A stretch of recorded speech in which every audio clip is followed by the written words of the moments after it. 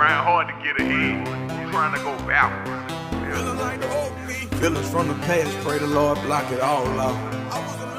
What's up? What's up? What's up? It's your boy. Cant on this YouTube shit. Hey man, say man, we are lit, eh? Lit to motherfucking teeth, man. Turn. We on this motherfucking YouTube shit going dummy, man. Hey man, say man, we about to watch Zion Williamson, man. Gen Z 4, man. I don't know what's been going on with Zion Williamson, man. Almost all the Gen Z people made to All-Star, but Zion. Even watch the video behind, let's go. Zion Williamson has found himself in some seriously hot water as of recently in regards to his approach, or I guess lack of approach, to this season. A lot of people have a big problem with Zion right now, but what exactly is that problem? Let's talk about it. I don't think he want to be with the Pelicans no more, man. They say he didn't even say what's up to their new teammate. Real quick before I dive into this topic, if you are new here and you end up enjoying this video, then please subscribe for more NBA content. Also drop a like on this video. It only takes 1 second and it makes a huge difference in terms of how this video performs. With that said, let's talk about Zion. Where this conversation really started to pick up steam was with the Pelicans trading for CJ McCollum at the trade deadline. After this addition was made, according to CJ, he was not contacted by Zion, and the radio silence continued to persist up until very recently. And the general consensus on the fact that these conversations were finally had was that Zion only reached out after there was public pressure for him to do so. Bro, Zion is good as hell, at the time of recording this video will be going up tomorrow, there is a clip from ESPN that has gone viral where JJ Redick and Zion's former teammate said this. I wasn't the best player on any team I was on. Yeah. But if there was a buyout possibility, if there was a trade possibility, I would always reach out to team. I called Ersan Ilyasova, I called Marco, I called Wes Matthews trying to get him to come to Philly. But it's JJ Redick, this just shows a complete the lack of investment in your team, in the organization, in the city. I get that he's hurt and away from the team, but you just traded for one of the 50 best players in the league. A guy that's supposed to be paired with you. Like, why would you not Reach be out happy and against say CJ hello. McCollum? This is a pattern of behavior with Zion that we are seeing again and again. And look, I was his teammate. I can describe him as a detached teammate. That is an accurate statement. This is basic level of humanity being a teammate. Send a text to a guy when he gets traded to your team. First, let me say that if this was just about anybody else, whether it be reporter or even former NBA player, if just about anybody else said this, I would take it with a grain of salt. JJ Redick, on the other hand, is perhaps my favorite person in all of NBA media, and having watched a ton of his podcasts recently, I really personally trust JJ more than just about anyone to have a valid reason behind this take. Not just because JJ is a former teammate of Zion's, but because, just like me, he pretty much always leans in the direction of the player's side of an argument. One of my biggest issues, in fact, not even one of my biggest issues with NBA media in general is how very rarely they actually take the player's side in these types of situations. Very often, the humanity and the wants and the needs of players are disregarded. JJ not only doesn't do that, but he pretty much always gives the player the benefit of the doubt on principle, as do I. Not to mention, JJ has beef with David Griffin, the Pelicans GM. He talks shit about him all the time. It's kind of hilarious. And JJ is a former Duke player who talks about the brotherhood and the care for former and current players. He talked about that a good bit on his podcast with Jason Tatum. If anybody was going to take Zion's side here, it was going to be the Duke player, Pelicans front office hater, pro player guy, and former teammate of his. And yet, JJ goes in on Zion for his lack of conversation with CJ McCollum.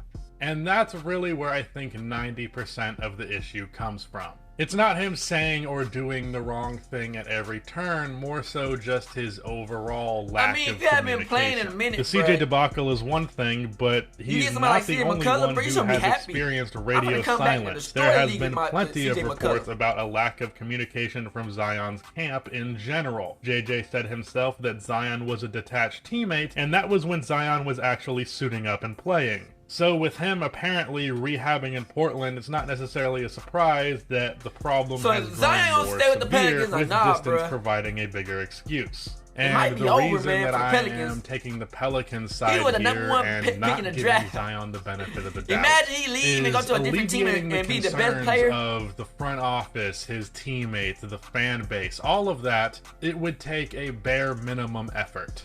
He could instantly put all of these concerns to rest if he just simply communicated, but he has not done that bare minimum. And I think it's pretty clear at this point that the reason for this is that he does not want to be in New Orleans. His approach to the fact that he doesn't want to be there has essentially been creating as many question marks as possible. Make your commitment, your health, your relationship with the team, your relationship with the front office, your relationship with your teammates, make all of that a big old question mark. I'm not saying that every angle of this is intentional, like it was some 1 million IQ, 5 steps ahead planned thing, like it's some giant conspiracy. But Zion is actively allowing these questions to exist, and whether that was intentional from the beginning or not, I don't think he has taken enough issue with that result to suggest he wants to be there. I know for a fact he does not take issue with all this questioning, because if he did, again, he would make the bare minimum effort to make his position clear. So at this point, I don't think it's a matter of speculation. He might not have directly said that he wants out of New Orleans, but he has done literally anything else possible to communicate that outside of saying it. I get that too. He haven't done. All he do is just he been injured, man, but he tried to come back, he got injured again, man. This is where things begin to get complicated, because Zion, from the position he is in contractually, does not have the craziest amount of leverage in this situation, but with how talented he is, he doesn't have none. In fact, I think he has a lot more than most people are giving him credit for. I think most people aren't really entertaining this possibility simply because it's fairly unprecedented. The only thing that remotely compares would be the Porzingis-Knicks trade. On a rookie deal where a team has his bird rights, it would seem like he can't do much, but consider this. Zion is already currently in his 3rd year. I realize it feels like it's been way less time than that because he's barely played. But he only has 1 year left on his rookie deal, and from there, when it comes to his unrestricted free agency, he could technically just take the qualifying offer, which means that Zion could feasibly be an unrestricted free agent within 2 seasons. So he's not exactly lacking in leverage in terms of his contract situation, so long as he is willing to he was number 1 draft pick, he got the money. But that becomes the question. How much is he willing to delay being paid?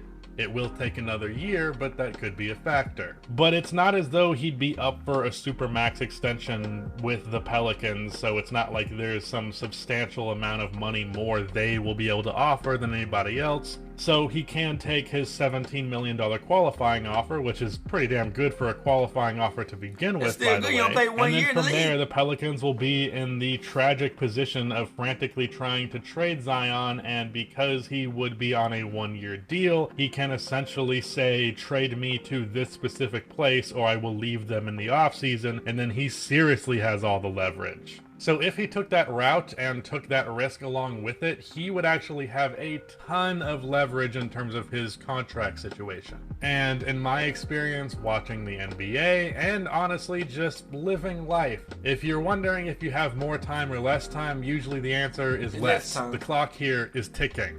But every day, before you panic, Pelicans fans, this willingness to take the qualifying offer is a big question mark because of Zion's injury history. How much money is he willing to risk to get out of New Orleans? Damn. What if over the next 2.5 seasons he sustains an injury that is so severe that teams aren't willing to give him a max deal? Or what if he barely plays in all that time and that results in teams hesitant to pay him, injury or no? That concern will always exist with Zion, especially as he goes out of his way to fan the flames of those concerns by not rehabbing properly and being non-transparent with his progress. So we essentially have a game of chicken between the Pelicans and Zion right now in terms of what even he if does nigga hurt you, dig, I'm still keeping Zion. That brings us to the next part of this ordeal. I got he my number 1 draft pick. The fuck?